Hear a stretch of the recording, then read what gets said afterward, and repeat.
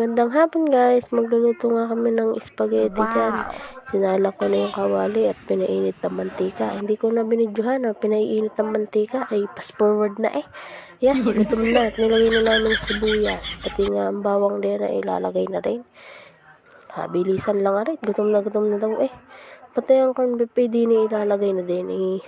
Masarap naman ari kahit corn beef lang, wala kaming giniling eh. Hindi naman kami rich kid. Okay na yung kahit corn beef.